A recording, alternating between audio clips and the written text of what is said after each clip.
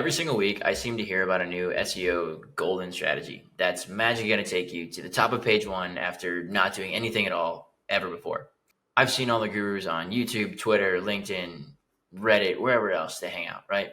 And I've tried and tested a lot of the strategies, and I've tested a lot of my own.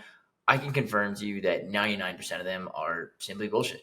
Over the past 5 years, I've tested, like I said, a good amount of these techniques that they're touting to see what works, as well as my own. And during this time, I've scaled my agency to mid 5 figures a month, well over $500,000 in revenue a year. And I'm currently working with 25 plus e-com brands in my agency, and they're all ranking on Google's first page and scaling the organic search revenue month over month. And after hours of testing, I have figured out which SEO techniques work like cheat codes, the one we use at our agency, the one we use for these brands to rank websites on the top of Google, not just the first page, but the top 1, 2, and 3 spots. And in this video, I'm going to show you my 5 favorites that actually work and how to implement them. Just like a brand who I helped grow from $3K a month to $315K a month in SEO revenue in just about 63 days. Let's get into it. Out of the 5 techniques that I'm going to show you in this video, the first one is easily the most effective and probably my favorite one. So first and foremost, add content to your collection pages. You probably noticed that the top 3 results for most transactional keywords are collection pages. This shouldn't be surprising. Now, when you visit those pages, you notice they probably just have like an H1 with that target keyword followed by the product grid, right? Maybe there's some FAQs at the bottom, maybe there's some reviews at the bottom, but it's a pretty like bare bones page, right? You think to yourself, why on earth can I not just do the same thing and rank higher? Very simple answer. You don't have nearly the same amount of backlinks as they do, or internal links for that matter. Now, let's back up a step. Amazon doesn't need to have any content on their categories, on their category pages aside from the product grid, but they rank in the top 3 to 5 results for pretty much every single buying intent keyword on the planet. Now, they have a domain rating of nearly 100. This is why they're at the top with just a single keyword on the title and the product grid. Okay? This is why they're number 1. It's because of their link equity. All right. Your website, unless you own Amazon.com, does not have a domain rating of 100. It's not even close. It's probably like below 40 or 50, and it's probably more accurately below like 30. So if you want to actually outrank Amazon, your collection page to outrank Amazon or another big search result competitor, you cannot simply try to replicate what they've done with their page because you are not them, right? You have a fraction, a literal like fraction of the link authority that they have, okay? So replicating it's not going to fly. To overcome this deficit of links, you actually have to add content to your collection pages, which is something they don't do, right? The content bridges the link gap between you and your competitor by giving Google more information about the page it's looking at so that it can more accurately rank it, okay? Your products might be better than Amazon's, for example, but if you're not on page 1, no one's going to know. The content helps you overcome the link gap so that you can be the best on Google, all right? It's like showing up to a party for the first time by yourself and you don't know anybody, okay? You see everyone start talking to like the most popular high status people, everyone gravitates towards them, right? Let's say you showed up by yourself, you start talking, you make some friends, and the night everyone is kind of talking to you now, okay? You showed up and showed what you're made of, and that's the content on your collection page, all right? I've got a full video that shows you the exact kind of content you should add to your collection pages and where to add it, so go check that out. Number 2, create more collections than you think you should actually have. So now that you've actually optimized your collections properly, you should build more of them, all right? I just moved into a new apartment and I bought a new couch, a new dining room table, new bar stools, a bunch of other good stuff, okay? Wayfair pretty much dominates the home furniture industry as far as SEO is concerned. They have sub-collections upon sub-collections, okay? It's not just couches, it's sectionals, it's sleepaway beds, it's leather sectionals, leather couches, love seats, white couches, all of these different variations, okay? They rank for every single one. However, there are still opportunities, even for brands in the home furniture space, to outrank them for specific home furniture items, especially couches, right? So I live in an apartment, okay? I have a pretty big couch, but like apartment couches are generally smaller than home couches just simply because of the size of the apartment, right? So let's say you're selling home furniture. Instead of just targeting a broad competitive keyword like apartment couches, you can target that. That's fine as your main collection. That can be fine. It's going to be hard to win it, but you can do that. Duplicate the collection. So just add all the same products that are in that apartment couch collection and add it to another collection and then re-optimize it for another variation of the keyword that still is pertaining to apartment couches in some degree. Something like small couches for apartments. Then optimize it again, or duplicate it and then optimize it for another keyword, studio apartment couches. Then do it again, modular apartment couches, and do it again and again and again until you've optimized for every single possible variation that someone may search for to find a couch. Okay. I searched for hours to find the couch. And the more specific I got, the closer, like the more specific searches I was putting in, the closer I actually got to finding the couch I ended up buying. Okay. So while you may be deterred because the volume on these lower, that's fine. The conversion rate on someone searching for something so specific will be substantially higher. Okay. Now on the fulfillment side, like your SKUs, nothing changes. Okay. They're the exact same couch SKUs. They're just in another collection, but you're broadcasting them to a wider audience by targeting all these other keywords. Okay. I break out more specific examples of this and how to structure the layering of these sub-collections in your site architecture in my new e-commerce SEO community. It's called 5-Hour SEO. Link to that is in the description. Go check that out. On to number 3, build an army of internal links. I signed 4 brands in the last 4 weeks in my agency, all of whom had previously worked with other SEO agencies or freelancers. In some cases, both.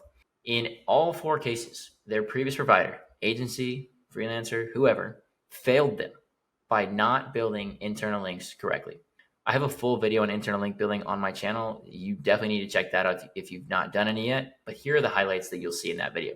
You need to build an internal link in the first 100 words of a blog post to your target collection or product page using an anchor that is a exact match or a very close variation of your target page's target keyword. Okay. So you write 10 blogs, all 10 blogs need a link to the target collection, and the link from those blogs should be in the first 100 words. Okay. In the rest of those 10 blogs, build at least 3 to 5 other internal links after that first one to other relevant blogs using anchors that are close variations of the other blog's target keywords. Okay. The anchors should not be like learn more, or read more. Like they should make sense. They should indicate what kind of page you're going to land on when you click it. Okay. You should also be building links between similar collections, especially like sub collections I just covered in number 2. Okay. So if I build out like a apartment, a small couches for apartments collection, in that collection, in the description, I should also link to my studio apartments collection, because chances are there's going to be a lot of overlap on those 2 buyers. Okay. Also helps bridge your site architecture, and it's also providing users more options, which may be helpful to them. Okay. If you don't have that link there, forget the site architecture, the user experience. Like if they don't find what they're looking for, they're leaving. But if you give them another option, like you've essentially given yourself another chance to convert them. All right. Last note here on the highlights of that video on the internal linking: do not build internal links from products and collections to blog posts. Only build them from blogs to products or collections. The reason being is you don't want them to go up the funnel. You just want to bring them constantly down the funnel or laterally. Okay. But if you link from a product page to a blog post, you've essentially allowed them to leave the checkout flow. Don't do that. This is the same framework we use for every single brand. It has a 100% success rate. I know that sounds crazy. I'm telling you it's true. 100%. It is the only one you need to watch, that you need to use for ecom internal link building. So go watch that video. Number 4, build link insertions. Backlinks are not nearly as hard as you think they are to build. When I first started, I didn't know anything about backlinks, and I thought they were just like this mythical type thing. It's not hard. Create a list of sites you want to build links on, find the emails for those sites, reach out to them, and offer to pay a fee up front. Okay, that's it. Very simple. Now, when they do respond, do not offer to write a guest post. Okay, you can write guest posts. They kind of suck. They don't suck. They're just not the best way to build links on niche specific sites. Okay. So using this furniture example, right? I want to build links on sites that are like interior design, furniture, home improvement, any urban, for apartments, any urban design type stuff, right? Like those are the kind of sites I want to target. Okay. They've already created content about they probably already created some piece of content that's somehow related to couches. Okay. So I want to find that content and I want to build a link insertion instead. Okay. Guest posts take time to write. They're on average, I'd say 20 to 30% more expensive than a link insertion. And even after you write it and pay the fee and get the link, there is zero guarantee that the guest post you write is actually going to end up getting any organic traffic. So even though you technically have a backlink from a site, it'll be a link from a site that Google isn't actually sending any organic traffic to. So It's effectively worthless. So if you did that or you've done that, while you think you may have got a backlink, you actually just paid $200 and wasted your time. Okay. So link insertions, build more of them. Don't obsess over metrics like DR or DA or domain traffic or whatever. Just find a site in your niche, same list of sites, reach out to them, offer to pay a fee for a link insertion, plug their site into SEMrush or Ahrefs or whatever you use, sort their top pages either by traffic from most to least or pages with the most number of links, also most to least. Starting from the top, which would be the most valuable pages on traffic or number of links, scan the list of URLs to find one that's relevant to you, then respond to them and tell them which URL on your site you want to link to and your desired anchor and target URL. They will charge you less than a guest post because it's less work for them. They don't have to go find an image. They don't have to do any editing on your AI guest post. It's easier. It's so much easier for them. And it's easier for you, okay? And you're going to get value out of it instead of a guest post with no traffic, okay? You can sacrifice the language around your anchor on a link insertion from someone else's writing and get more value out of it as opposed to trying to control the whole narrative on the guest post, okay? Trust me, link insertions are the way to do it. And final one here, final technique I use all the time, probably like on a quarterly basis, sometimes bi-monthly. Number 5, run press syndication campaigns. We've talked about link building a little bit. There are tons of ways to do it. Link insertions I just covered, guest posts I covered a little bit, Reddit, link exchanges, Haro, PR campaigns.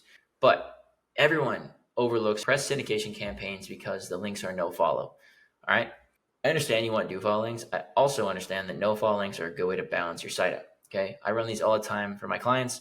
They get on like small, like local, like specific city, like NBC and ABC affiliate sites, like Charlotte, South Carolina, ABC.com or something like that. Right. However, they also get links, no follow links on sites that are like Yahoo Finance, Benzinga, AP News, Digital Journal, all these like massive sites, right? Yes, they're all no follow links, but it's like 200 or more no follow links, which if you've been building a lot of do follows and you've been getting a little too aggressive with anchor text, this can help you balance it out and make it look natural. Okay. Just use a branded anchor and you can control the whole narrative here. And these actually are going to get traffic on like a guest post in most cases. Just read a news release, launch a new product, press release or press syndication campaign. You change names, press syndication campaign. You announce a sale, press syndication campaign. Like anytime there's something newsworthy or noteworthy about your company, write it, earn yourself 200 links for like a couple $100, instant traffic boost almost all the time. Plus you're going to pick a bunch of no follow links, which are valuable, especially from sites like Yahoo Finance and Benzinga. If you implement even one of these 5 techniques, I guarantee you that you're going to start outranking your competitors. If you do all 5 of them, probably going to outrank all of them. Okay. Now, I just covered the highlights of each of these. So if you want more details, one-on-one coaching, things like that for these techniques specifically, plus the other techniques I used outside of these 5 to rank e-com brands number 1 on Google and my agency, check out my new community, 5-Hour SEO. Links in the description. Peace.